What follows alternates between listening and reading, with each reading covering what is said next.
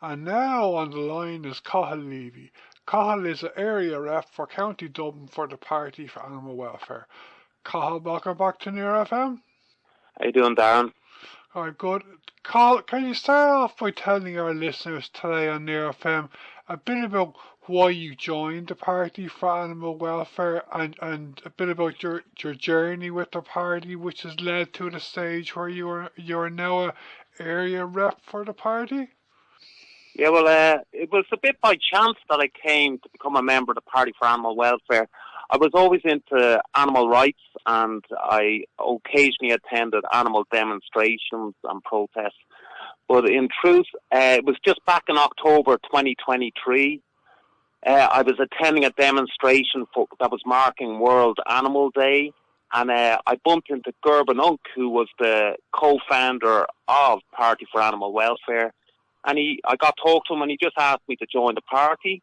And basically, I signed up, and then since then I've been sort of attending protests and helping out with what protests and stuff they've been doing in the party. We're a very small party at the moment, but we're growing gradually. We just have to get our name out there to get known, to get a bit of publicity and awareness.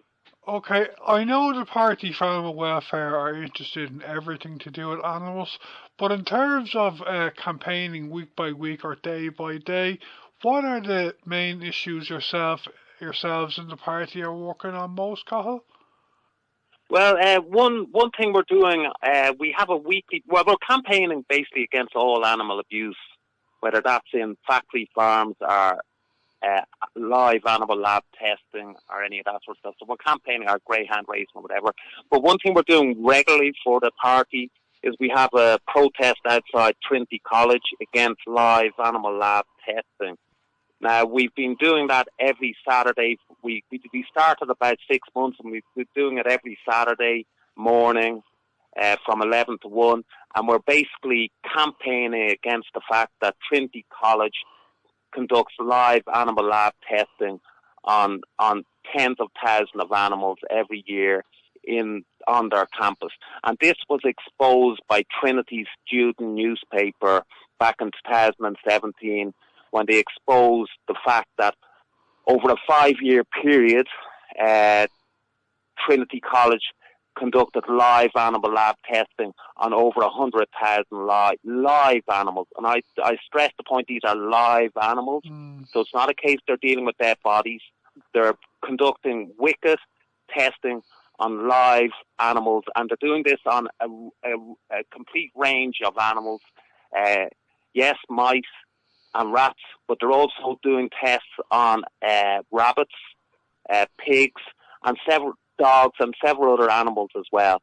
And we have been, their student newspaper exposed them back in 2017. And a lot of people within the students' union and the student population want to put an end to this. But the powers that be within Trinity College are basically thinking they can get away with this behaviour, thinking because it's by the laws of the state, it's legal what they're doing. They think they can rise above all moral law and do what they are doing in their labs, conducting wicked tests on live animals. And if you, as their student newspaper exposed, if you saw what they were doing, it's absolutely wicked, like acid being poured on the skin of rabbits and all, just to find an ointment to heal the acid burn. And it's just extremely shameful. And we in the Party for Animal Welfare, we've been contacting the college, Trinity College, and we've asked them, can we have access to the laboratories to see what's going on in there, and also for the media to have access. And they're refusing point blank. They won't let us in. They won't let us see anything. And we're asking why? Why would they not let us in? Like, if they have nothing to hide, if they've nothing to be ashamed of, if they think this is morally right, why are they not allowing us in to see what's going in the lab so we can see and have it exposed on the likes of Virgin Media and RTE? And the Trinity College are refusing to allow us in, and they're ignoring our protests. And they've tried to put an end to our protests, although well, security and Trinity have tried to put an end to our protest. Admittedly, the powers that be within Trinity College know that we can protest on public land outside the grounds of Trinity College. But what we're saying is it's extremely shameful what Trinity College are doing. And it's even more shameful that the government is allowing this to happen. Now, I just want to say, while I'm continuing on that point, I just want to say Ireland has one of the most shameful records in the world for live animal lab testing. And the reason being is the pharmaceutical industry in Ireland is by far our biggest export, our biggest industry. And as I said, back even to just know how big the industry is, back in 2023, our pharmaceutical exports were over $70 billion US. That was back in 2023, and they're growing more and more because so many pharma companies are relocating and basing themselves in Ireland because of our tax laws. Mm-hmm. And the situation is, it's shameful that the government think they can do this, and it's damning. And we in the Party for Animal Welfare want to put an end to this, and we're campaigning and we're pushing it, and we're going to keep this up.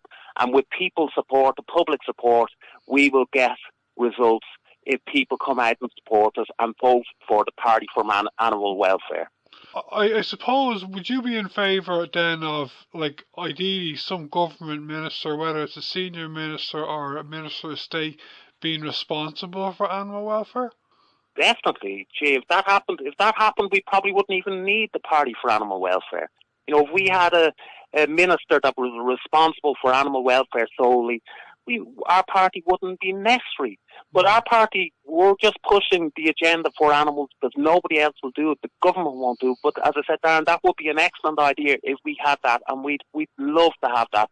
And our party, we're about pushing animal rights to get it into the open, get it into the mindset of people and make people aware of what's going on. And if we had a minister appointed for animal welfare and animal rights within government, that would be fantastic, and we'd love it.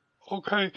In terms of how long your party has been active in Ireland, Cathal, were you happy with how the last local elections and general election went for your party? In truth, yeah, we were very pleased that. Look, as I said, we're a very new party. We're only a political party that was established back in April 2020. So the elections last year were our first run at the elections. We managed to get 3 candidates to run in the general elections. We managed to get 5 candidates to run in the local elections. And we also had our co-founder, Gerben ran for the elections for Limerick Mayor.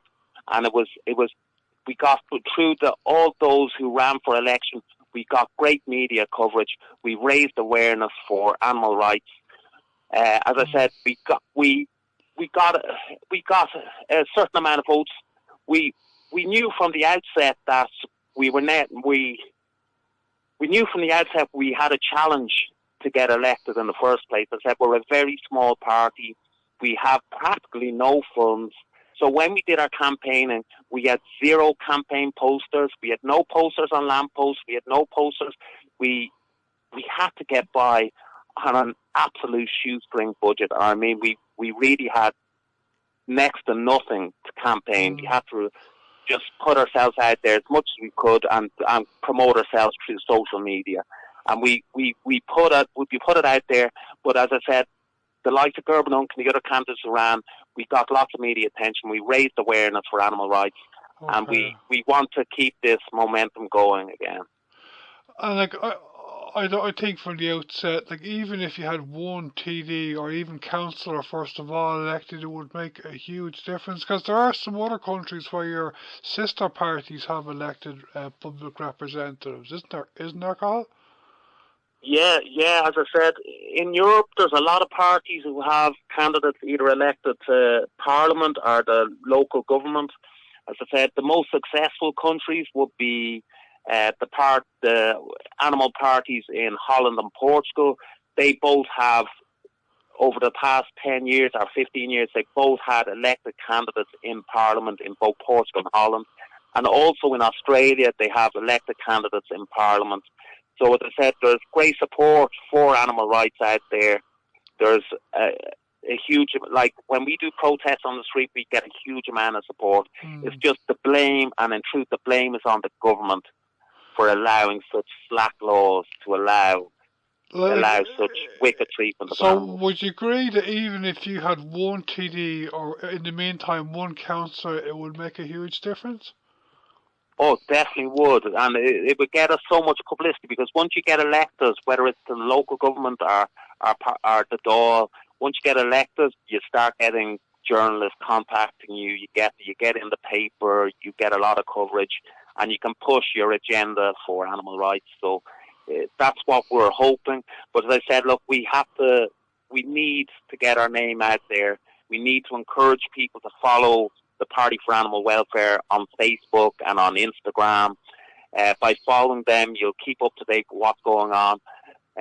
Support our campaigns. Vote for Party for Animal Welfare whenever they have candidates running. Like we'll be running candidates again in the next elections. And we truly need people to spread the word and raise awareness for animal welfare, as I said, and spread the word for the Party for Animal Welfare, and just get our name out there and support the cause. As I said, we are a party that is primarily about animal rights and animal welfare.